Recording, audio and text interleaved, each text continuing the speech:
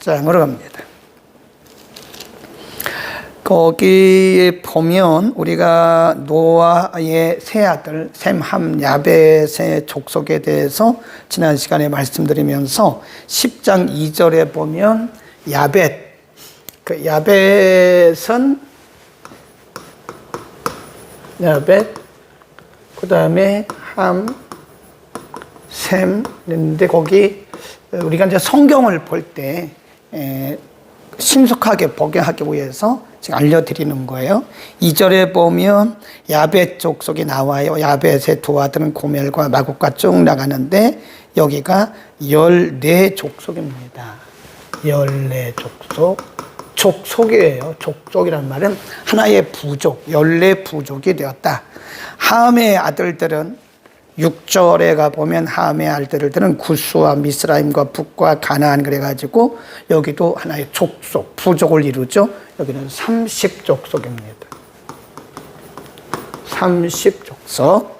그 다음에 쭉 내려가서 21절에 보면 셈은 에벨 온 자손의 조상이요 야벳의 형이라. 그에게도 자녀가 출생하였으니 셈의 아들들은 쭉 그러다가 26족속입니다.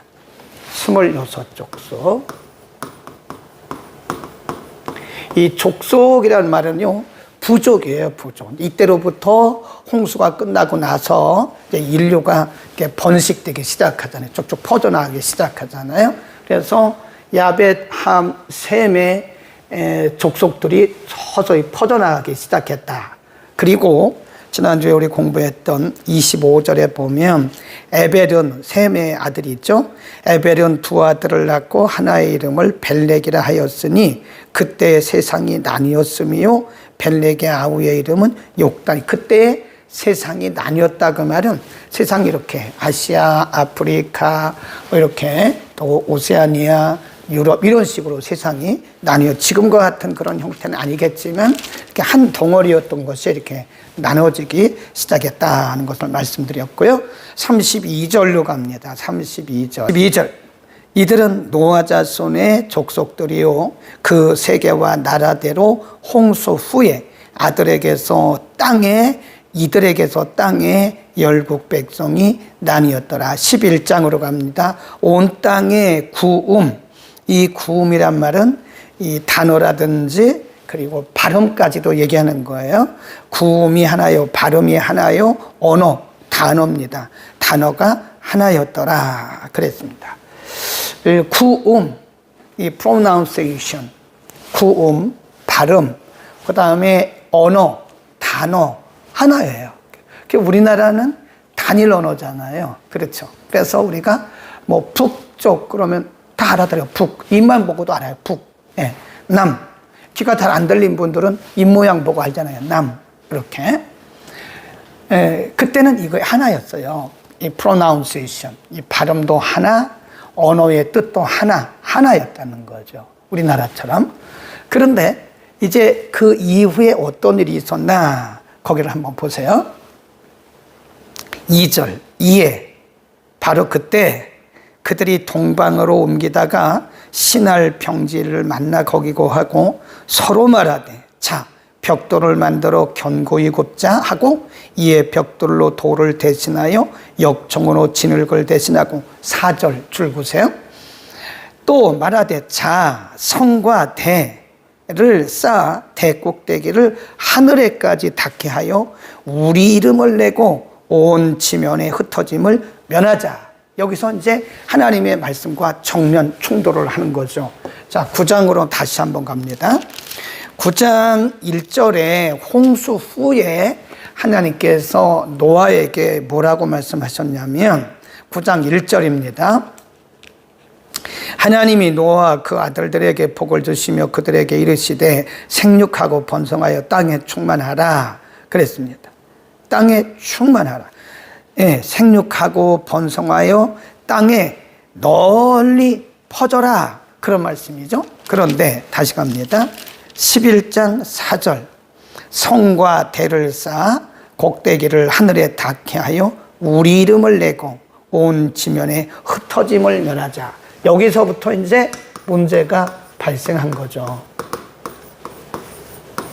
성과 대 높은 탑을 쌓고 거기에 뭐라 그랬냐면 흩어짐을 면하자. 우리 흩어지지 말자 그 말이죠. 또 하나는 뭐라 그랬죠? 우리 이름을 내자.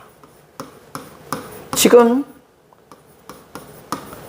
하나님의 목적과는 정면 충돌하고 있는 거예요. 분명히 하나님 뭐라 그랬죠? 생육하고 번성하여서 땅에 충만하리. 그 말은 온 세상에 너희를 통해서 온 세상의 종족이 번식되고 가득 차게 하라 그랬는데 흩어짐을 면하자 그래가지고 지금 말씀을 정면 도전하고 있는 거죠. 충돌하고 있는 거예요.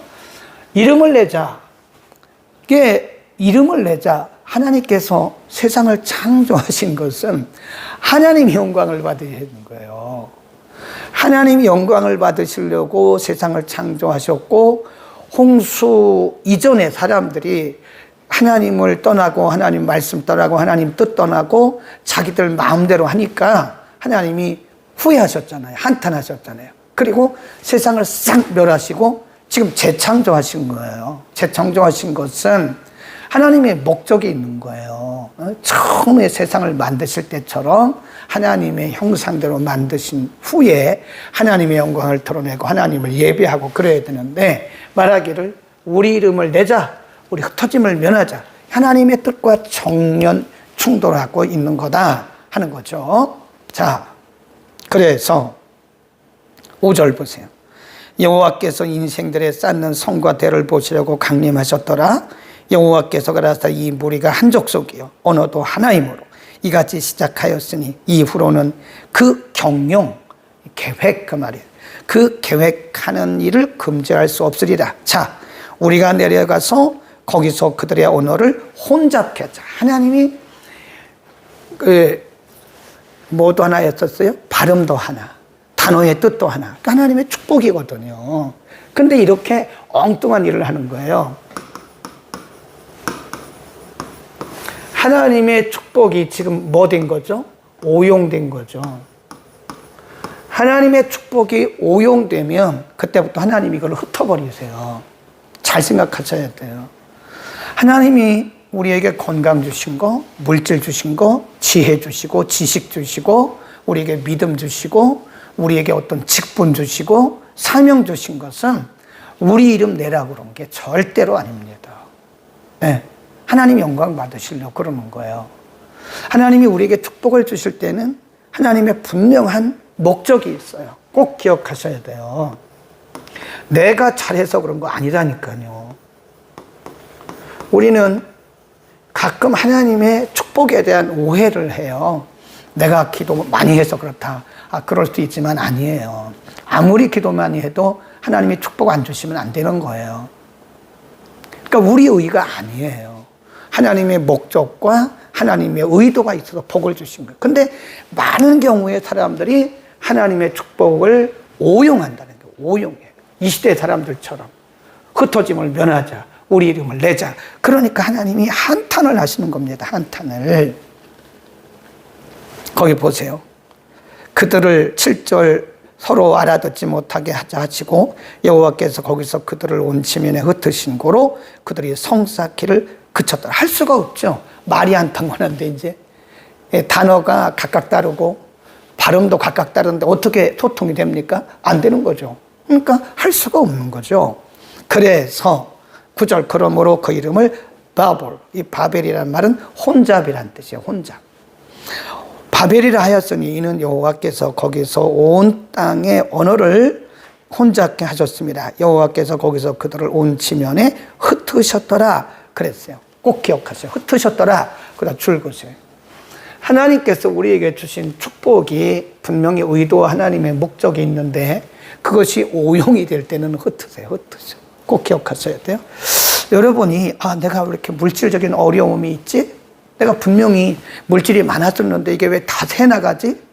원인을 찾아야 돼요. 그게 어쩌면 하나님께서 물질을 주신 의도와 목적대로 살지 않고 오용을 하고 있는 그 목적대로 살지 않고 사용하지 않고 오용할 때 하나님이 물질을 흩으세요.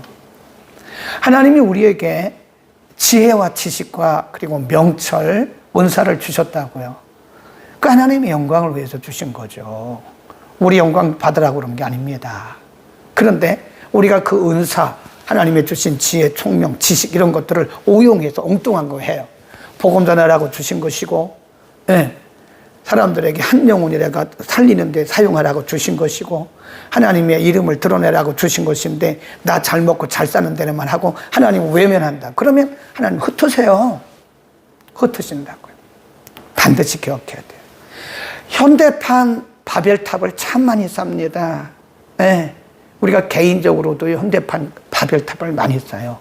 교회들도 현대판 바벨탑을 쌓습니다.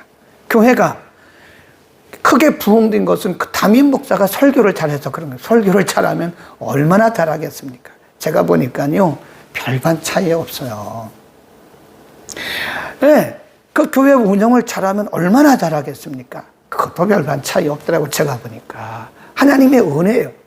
하나님께서 그 교회는 더 많은 일을 하라고 하나님께서 거기에 많은 성도들을 보내주신 거예요. 그리고 많은 물질을 주신 거예요.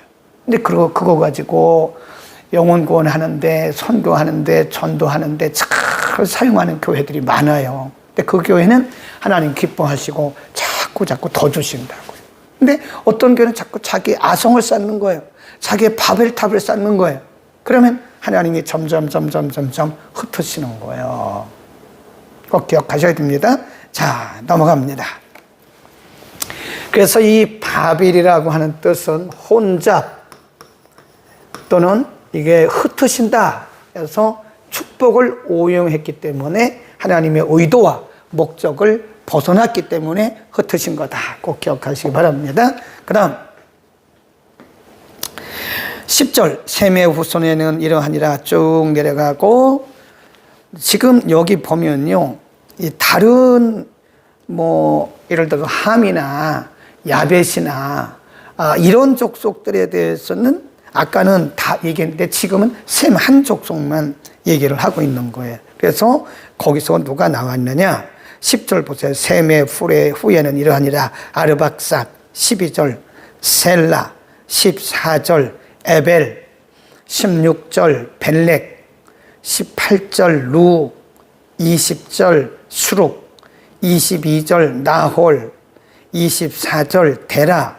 그리고 26절에 가보면 데라는 70세에 아브람과 나홀과 하란을 낳았다 그랬습니다. 그런데 왜 이렇게 셈의 족보가 나가는 거죠? 예, 그러니까 쭉 흐르다가 한번 끊겼어요. 그래서 처음에 하나님께서 창조하셨을 때 아담, 가인이 아벨을 죽이잖아요. 아벨 대신에 셋, 쭉 이게 흘러가는 거예요. 그게 어디까지 왔었어요? 노아.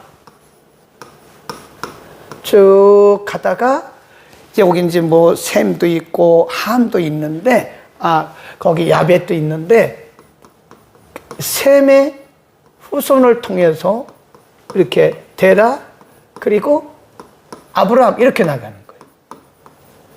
네. 이게 뭐라고 그랬죠? 약속의 계보예요. 그래서 이거를 우리가 부속사적 역사, 네.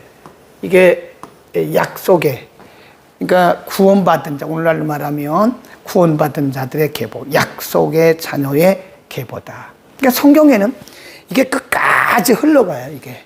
네. 아담부터 시작해서, 에덴 동산부터 시작해서 요한계시록까지. 요한계시록가 가면 뭐죠? 이마에 인맞은 자. 여기 이마와 팔에 666 맞은 자. 짐승의 표 받은 자. 나뉘잖아요. 예수님이 이런 말씀 하셨어요. 지금은 사방에 천사들을 보내셔서 인치는 역사를 하신다. 그 인치는 역사. 인이란 말은 이게 도장이란 뜻인데요. 하나님의 자녀의 표예요. 이게 이제 우리가 흔히 말하는, 오늘날로 말하면 세례, 또 거듭남, 성령, 임재, 이런 것들이죠. 네. 이게 자녀의 표예요, 이게. 지금 전 세계에 천사들을 보내서 교회들을 세우시고 주의 종들을 통해서 또는 일반 신자들을 통해서 복음을 전하는 것은 인치는 역사를 하는 거예요.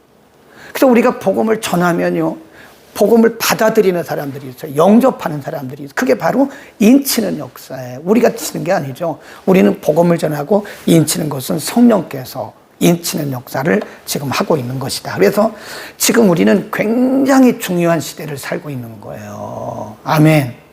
굉장히 중요한. 교회 몇 명 오는가 그게 중요한 게 아니고 한 사람이라도 더 예수 믿고 거듭나서 구원에 이르게 하는 것이 매우 중요한 거예요. 한 영혼이 중요해. 한 영혼이. 한 영혼. 그래서 인치는 역사를 하고 있는 것이다. 지금 시대야말로 하나님께서 인치는 역사를 하고 있는 시대다. 아멘. 그 계보가 누구예요? 셈을 통해서. 그러니까 노아의 아들 함도 있었고 야벳도 있었잖아요. 근데 야벳은 엑스트라 사이드로 빠진 거죠. 그러니까 함을 통해서 지금 쭉 계보가 이어가면서 거기 나중에 메시아가 거기서 탄생하시는 거죠. 이거를 구속사적 계보다. 구속사적 역사관. 그래서 성경을 볼 때는 항상 두 가지를 봐야 돼요. 항상 하나님께서 택하신 자들의 계보가 쫙 흘러갑니다. 아멘.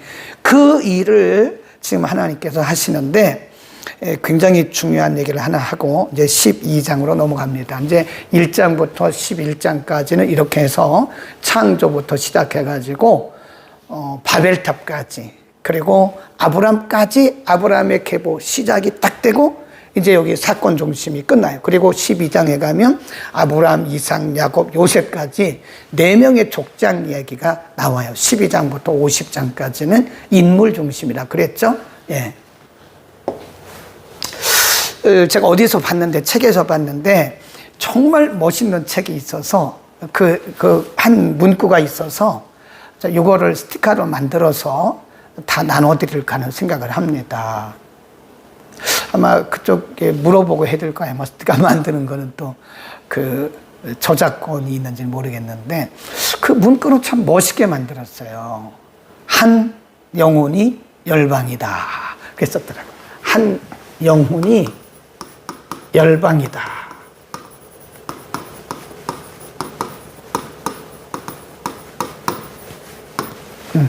근데 뭐라고 되어 있냐면요. 영어로 one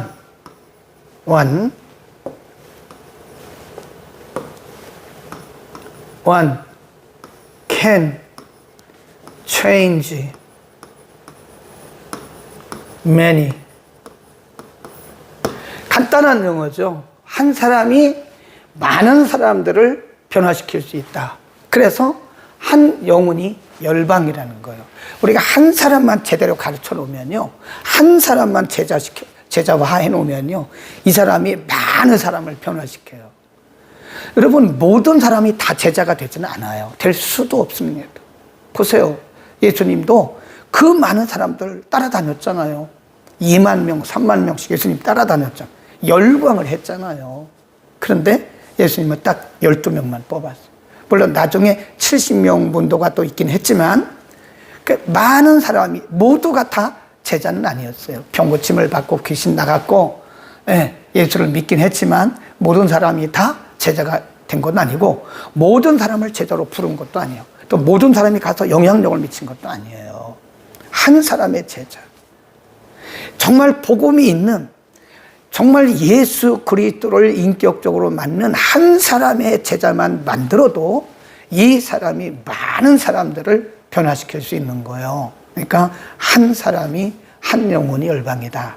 우리가 전도할 때요. 많은 영혼들을 전도하는 것도 물론 좋죠. 근데 한 영혼이라도 우리가 복음을 바로 전해서 한 영혼이라도 구원하면 바로 그것이 열방이에요. 우리가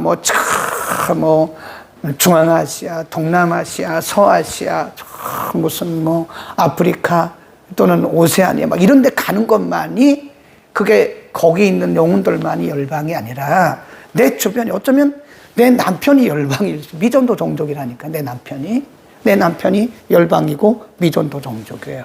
내 자녀들이 열방이고 미전도 종족일 수 있어요. 아직도 예수를 영접하지 못하고 아직도 거듭나지 못했다면 내 가족이, 내 형제 자매가, 내 이웃이 열방이 되는 것이다. 아멘. 너무 멋진 말을 했는데 괜찮겠습니까? 네, 이거를 제가 스티커를 잘 만들어서 거기 보니까 뭐라고 이렇게 썼더라고요. 아주 멋있게 썼어요. 이렇게 원하고 이렇게 괜찮아 보여요? 네. 진짜 멋있죠. 이거 제가 책에 이걸 보는 순간 야 멋있다. 네. 한 사람이 열방이다. 열이란 말은 그냥 이제 우리가 텐인데 그렇게 열방이란 말을 로고로 만드는데 그렇게 썼더라고. 멋있어요. 네. 이게 10이거든요. 한 영혼이 열방이다. 멋있습니다. 아멘, 아멘. 여러분, 아멘. 한 영혼이 열방이다. 여러분의 남편이 열방, 여러분의 자녀들이 열방일 수 있어요. 많은 영혼을 깨우치는 것도 중요하지만 한 사람만 제대로 우리가 제자화해 놓으면요, 그 사람이 가서 엄청난 영향력을 미치는 거예요. 어차피 교회는요, 어떤 교회도 어떤 목사님이 목회를 해도요, 거기 30% 이상 안 됩니다. 그 출석교회 성도의 30%, 40%만 정말 열정적인 성도라 그러면 성공하더라고요. 근데 도널드 맥게브런이라고 하는 그 교회 성장학 교수님은 10%라 그래요. 10%. 전체 교회 10%만 정말 열정적이고 나머지 90%는 그냥 따라가는 분들이다. 그렇게 얘기했는데 그래서는 안 되겠죠. 네. 근데 사실은 또 그렇게 되더라. 자, 이 12장으로 갑니다. 그래서 창세기가 1장부터 50장까지가 있는데 1부, 2부 나눈다고 그랬어요. 그래서 11장까지, 12장까지. 여기를 1부라 그러고 여기를 2부라 그래요. 그래서 여기는 사건 중심이다. 여기는 사람 중심이다. 사람 중심. 그래서 이제 여기는 누가 나오죠? 아브라함, 이삭, 야곱. 근데 나중에 여기 이제 보면 그 야곱 얘기도 쏙 들어가고 나중에 이제 쭉 나오는 게 야곱의 아들 요셉의 이야기가 39장부터 50장까지. 왜 그렇게 아브라함에 대한 말씀이나 이삭에 대한 말씀은 좀 짧아요. 아브라함은 어느 정도 되고. 근데 요셉에 대한 얘기가 야곱도 좀 짧은 편이죠. 뭐 이렇게 스토리식인데, 근데 요셉에 대한 이야기는 왜 이렇게 길까? 요셉 속에 메시아가 들어있어요. 물론 아브라함, 이삭, 야곱 그 속에 다 메시아가 예언되었는데 그 요셉에 대해서 길게 말씀하신 것은 요셉은 메시아의 증표예요. 표징이에요. 표징. 그래서 요셉의 이야기를 읽으면서 우리가 요셉만 보면 안 됩니다. 요셉 속에 숨겨진 메시아 예수 그리스도를 봐야 돼요. 그러니까 요셉이 팔리는 장면, 그 예수님께서 그 은 30에 팔리는 장면, 이런 다 똑같은 거예요. 그 요셉이 감옥에 갇히죠. 그리고 거기서 13년 만에 애굽의 총리가 되죠. 그리고 자기의 백성들을 구원하죠. 이런 것들이 다 예수님의 사역을 통한 인류 구원에 대한 것이, 그 메시지가 요셉에게 숨어 있는 것이다. 있는 것입니다. 김희식 집사님이 거제도 도착하셨어요. 아멘. 나 있는 곳이 땅끝이다. 그 말도 멋있어요. 나 있는 곳이 땅끝이다. 한 영혼이 뭐라고요? 열방이다.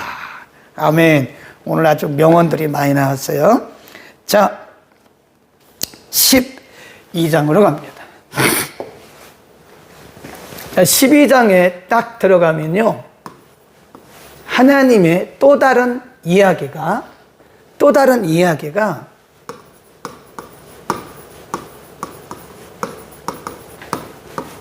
하나님의 역사가 시작이 되는데, 이 하나님의 역사의 시작은 뭐로 시작하는가 한번 보세요. 12장 1절. 여호와께서 아브라함에게 이르시되 너는 너의 본토 친척 아비집을 떠나 내가 내게 지시할 땅으로 가라. 이곳을 떠나서 내가 너에게 지시할 땅으로 가라라고 하는 하나님의 명령으로부터 시작하는 거예요. 이것은 다르게 말하면 사명으로부터 시작합니다. 원래 아브라함의 고향, 아브라함이 지금 어디서 머물고 있냐면요, 하란에 머물고 있습니다. 여기가 이렇게 돼가지고 여기 이제 가나안이라 합시다. 가나안. 하란은 이 우위 쪽입니다. 여기요.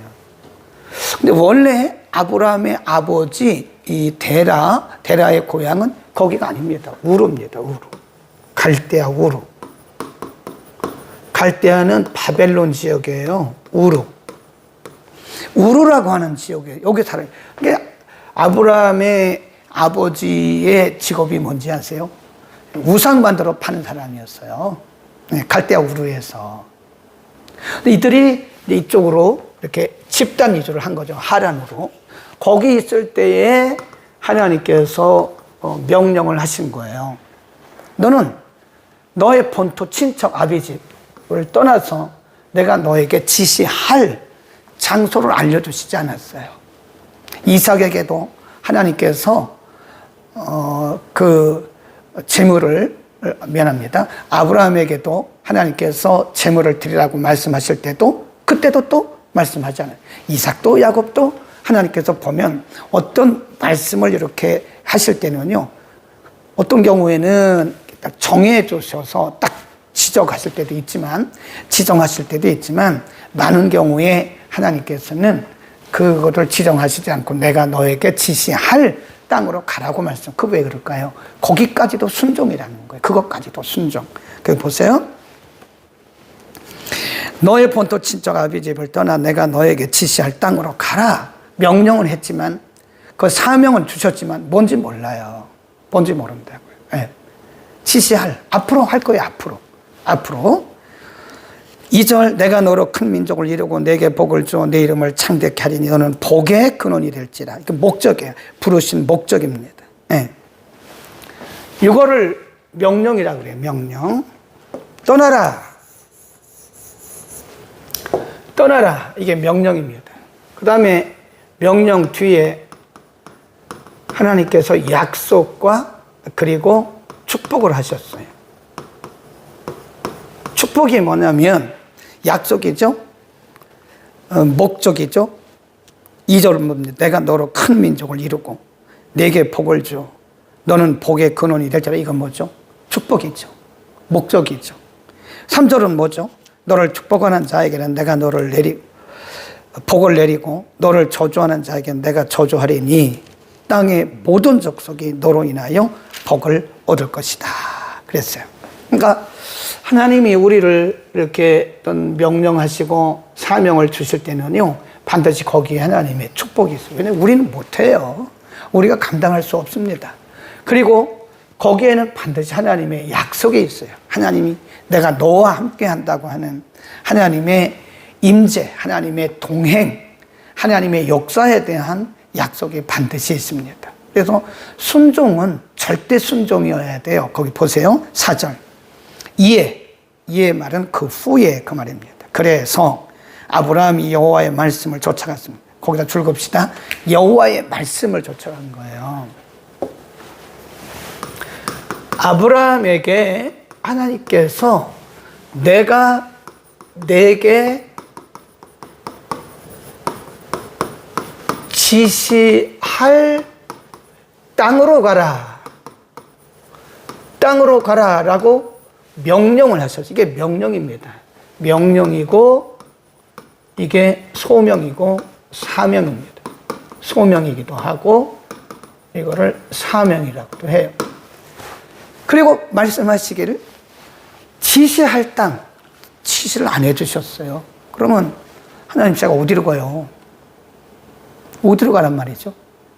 방향을 모르잖아요. 목적지를 모르잖아요. 근데 아브라함이 자기 생각을 가지고 내 생각으로 또 내가 계획을 해서 내 방법으로 그렇게 정한 게 아니에요. 뭘 따라갔다 그랬어요? 말씀. 어딘지 몰라요. 그러나 하나님 말씀하시기를 가라. 네, 가라. 내가 너를 복의 근원이 되게 할 것이고 내가 너를 책임진다. 그 말씀 붙들고 가는 거 말씀. 아멘. 아멘. 우리는 말씀 붙들고 하는 것이 순종입니다. 내 생각대로 하는 건 순종 아니에요. 우리는 많은 경우에 순종을 오해하고 착각합니다. 내 생각대로, 내 뜻대로, 내 방식대로, 내 계획대로 열심히 해요. 그건 순종이 아니라니까요. 아무리 열심히 해도 순종은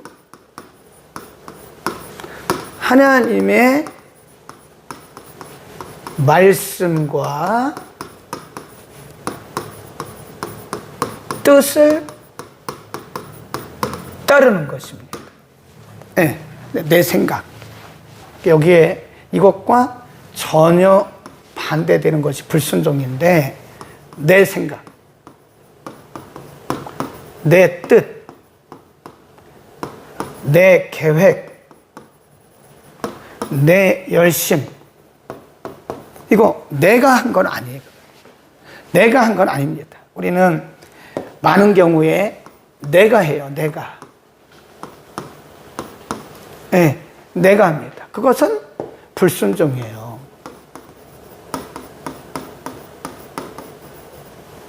아유, 목사님 왜 그러세요? 제가 얼마나 열심히 했는데.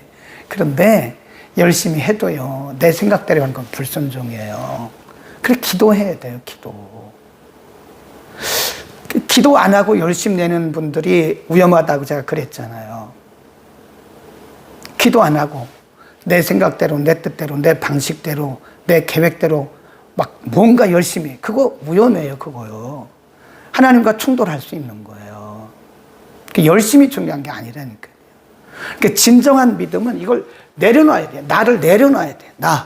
내 생각, 내 뜻, 내 경험, 내 열심, 이거 다 내려놔요. 그래서 성령이 주시는 열심, 성령이 주시는 생각, 성령이 주시는 계획, 그거를 따라야 되니까 우리가 깊은 기도를 하지 않고는 안 된다고요. 적당히 기도해가지고 우리가 어떻게 하나님의 뜻을 할 수 있겠어요. 적당히 기도해가지고. 그러니까 저는 늘 그런 생각을 해요. 현대인들이 물론 열심도 많이 식었지만 그 열심 속에는 많은 경우에 저도 마찬가지고 내 생각, 내 뜻, 내 경험, 내 열심, 내 뜻으로 하는 게 아니냐. 그리고 우리는 하나님의 뜻을 따라서 열심히 했다고, 열심히 하고 있는데 왜 그러냐고. 열심 내는 게 더 위험한 거예요. 그러니까 기도하지 않고 열심 내는 분들 위험합니다. 그러니까 열심 내기 전에 기도부터 하세요. 그리고 나를 내려놓으세요. 나를 내려놓고 내 생각, 내 뜻대로 하지 마시라고요. 그거는 그 내 생각대로 내가 하는 거지, 그건 하나님과는 전혀 관계가 없을 수도 있는 거예요. 아브라함을 보세요. 말씀을 쫓아갔다 그랬어요. 말씀을 쫓아. 자기 생각을 쫓아간 게 아니에요. 하나님이 안 알려주셨어요. 어디로 가야 되는지 안 알려주셨다니까요. 내가 지시하는 곳으로 가라고 말씀하셨어요. 말씀 안 하셨다고요. 그러니까 아브라함 그것을 본 게 아니라 뭘 봤어요? 말씀을 본 거죠. 아멘. 우리는 말씀에 집중해야 돼요. 그러니까 우리가 말씀 없이 신앙생활 하는 것은요, 정말 위험하고요, 성장할 수가 없어요. 성숙할 수가 없어요. 자, 그 다음 4절 다시. 이에 아브라함이 여호와의 말씀을 쫓아갔고 롯도 그와 함께 갔으며 아브라함이 하란을 떠날 때에 그 나이 75세였더라. 아브라함이 그 안에 사라와 조카 롯을 하란에서 모은 모든 소유와 얻은 사람들을 이끌고 가나안 땅으로 가려고 떠나서 마침내 가나안 땅에 들어갔더라. 아브라함이 그 땅을 통과하여 세겜 땅 모래 상수리 나무에 이르니 그때가 가나안 사람이 그 땅에 거하고 있었더라. 여호와께서 아브라함에게 나타나 가라사대 내가 이 땅을, 거기서 말씀하시잖아요. 이제 드디어 내가 이 땅을 내 자손에게 주리라 하신지라. 그가 자기에게 나타나신 여호와를 위하여 그곳에 단을 샀다. 거기서 하나님을 처음으로 경배를 하는 거죠. 8절 거기서 베델 동편 산으로 옮겨 장막을 치니 선은 베델이요 동은 아이라 그가 그곳에서 여호와를 위하여 단을 쌓고 여호와의 이름을 불렀더라. 거기 이제 두 번째 단을 쌓은 거죠. 그리고 점점 남방으로 옮겨갔더라.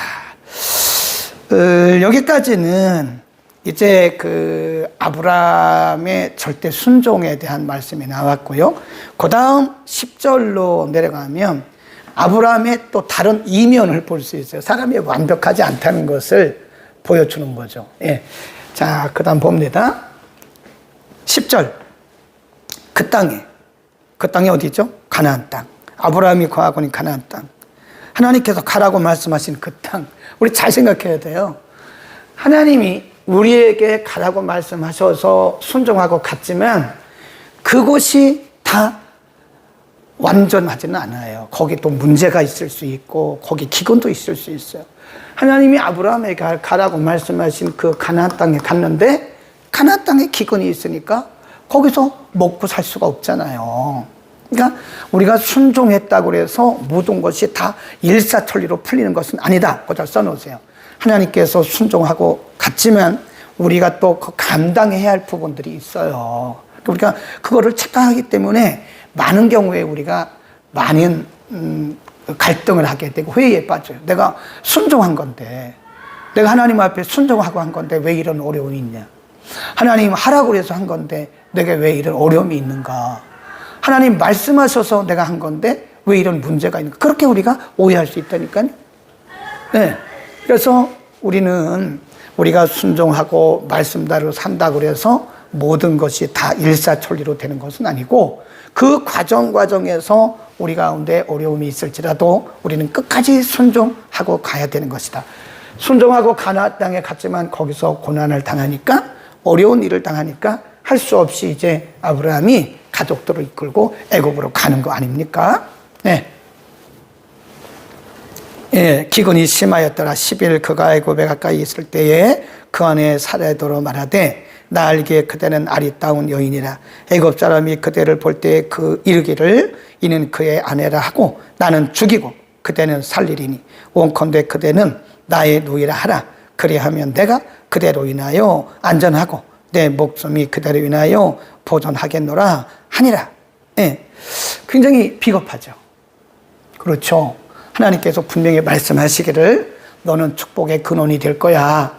너를 복 주는 사람은 내가 복을 주고 너를 저주하는 사람은 내가 저주를 할게. 그건 무슨 말씀이죠? 내가 너를 책임을 질게. 그런 말씀이잖아요. 그럼에도 불구하고 아브라함이 사람이기 때문에 애굽에 가서 이런 생각을 하는 거예요. 아, 내가 여기서 내 아내 때문에 잘못하면 내가 애굽 사람에게 죽임받을 수도 있겠구나. 그러니까 아내에게 말하기를 우리 이렇게 서로 전략을 짭시다. 에? 아니면 내가 죽고 당신만 살 거니까. 비겁하죠. 거짓말이죠. 에. 그래서 이게 위기를 모면하려고 하는, 그러니까 우리가 순종의 과정에 위기가 꼭 와요. 아브라함을 칭찬하는 건 아닙니다. 비겁하고 거짓말한 아브라함을 우리가 칭찬하는 거, 합리화하는 건 아니에요. 네. 인간이 그런 위기를 만났을 때 순종하는 과정이지만 그곳에서 인간의 연약함이 드러날 수 있는데 그렇다고 해서 우리가 너무 절망하지 말라는 거예요. 여전히 하나님의 약속은 살아있다. 아멘, 아멘. 연약한 인간임을 우리가 시인하고 하나님 앞에 도움을 구해야 돼요. 순종하는 길이라고 해서 결코 일사천리가 아닙니다. 평탄하지 않습니다. 위기가 옵니다. 네. 15절 후에 아브라함이 애굽에 이르렀을 때 애굽 사람들이 그 여인의 아름다움을 보고 바로의 대신들도 그를 보고 바로 앞에 칭찬함으로 그 여인을 바로의 궁으로 취하여 드린지라. 남의 아내를 빼앗아 간 거죠. 이에 바로가 그를 인하여 아브라함을 후대함으로 아브라함이 양과 노비와 암소 나귀와 약대를 얻었더라. 아내를 파는 거예요.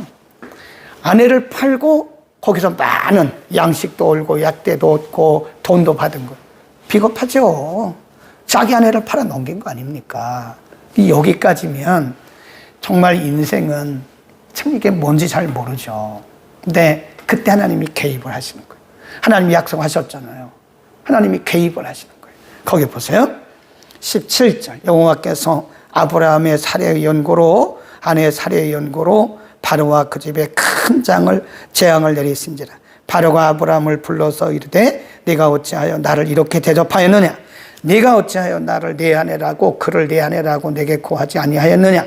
네가 어찌 그를 누이라고 하여 나로 그를 취하게 하여 아내를 삼게 하였느냐? 내 아내가 여기 있으니 이제 데려가라. 바로가 그 사람들에게 그의 일을 명하며 그들이 그 아내와 그 모든 소유를 보내었더라. 예. 그리고 다시 이제 가나안 땅으로 돌아오는 거죠. 이제 시간이 많이 지났어요. 그러니까 이렇게 순종의 과정에 어려움이 있어서 인간이 안절부절하고 때로는 좌충우돌 하기도 하지만 그렇다고 해서 하나님께서 가만히 계신 것이 아니라 그 위기의 순간에 하나님께서 뭐 하신다고 그래요? 개입하신다는 거예요. 하나님이 즉시 개입하세요. 아멘. 그러니까 우리 걱정할 거 없어요. 내가 이렇게 정말 아내를 팔아넘기고 내가 이렇게 비겁해서 되겠나? 막 우리 자신을 자책하고 내가 한번 기도하는 사람이 이래도 되겠나? 자기 자신을 뭐 비하하고 그러지 말라고요. 그럴 수도 있죠. 그러나 하나님께서 그 순간에 개입을 하시는 거예요. 그래서 그런 아브라함이 순종하고 떠나긴 떠났지만 이게 완벽한 순종은 아니라는 거죠. 이 순종이 이렇게 가면서 점진적으로 익어가는 것이다. 그래서 이거를 순차적 또는 이 점진적 성화, 점진적으로 이제 성숙되어 가고 있는 거죠. 그러니까 너무 낙심하지 마세요, 여러분. 자기 자신에 대해서 너무 낙심하지 말라고요. 하나님이 우리 연약함을 아세요. 근데 그때 우리가 낙심해 있으면 누가 오느냐? 마귀가 와요. 그래서 우리를 막 정죄합니다. 마귀가 우리를 정죄하면 자신감이 뚝 떨어져요. 더 이상 일하고 싶은 마음, 더 이상 사역하고 싶은 마음도 없는 거예요. 나 같은 것이 뭘 해? 이러면서. 그러나 여러분, 그때 하나님께서 개입하신다는 사실을 반드시 믿어요. 하나님의 약속은, 하나님의 말씀은 천지가 없어지는 한이 있어도 변하지 않아요. 그러므로 우리는 말씀을 붙들어야 돼요. 아멘. 우리 연약함을 인정합시다. 그리고 그럼에도 불구하고 하나님의 개입하심이 있다는 사실을 우리는 믿어야 됩니다. 아멘. 오늘 여기까지 하겠습니다. 54문에 끝났습니다. 오늘 많은 분들이 오셨어요. 잘 오셨죠? 예. 이렇게 해서 우리가 뭐 진도는 많이는 못 나갔지만 우리의 믿음을 다지는데 우리가 일반 설교 시간에 들을 수 없는 그런 이야기들, 이런 성경 공부를 통해서 저도 사실 뭐 이렇게 아무것도 원고 없어요. 아무것도 없습니다. 예, 여기 뭐 이건 받치는, 여기 이렇게 받치는 성경이고 아무것도 없어요. 예. 성령께서 그때그때 감동 주시는 대로 언어까지도 하나님께서 생각나게 하시고 하나님께서 말하게 하시는 거예요. 우리는 성령 안에서 살아가는 사람들이다. 아멘.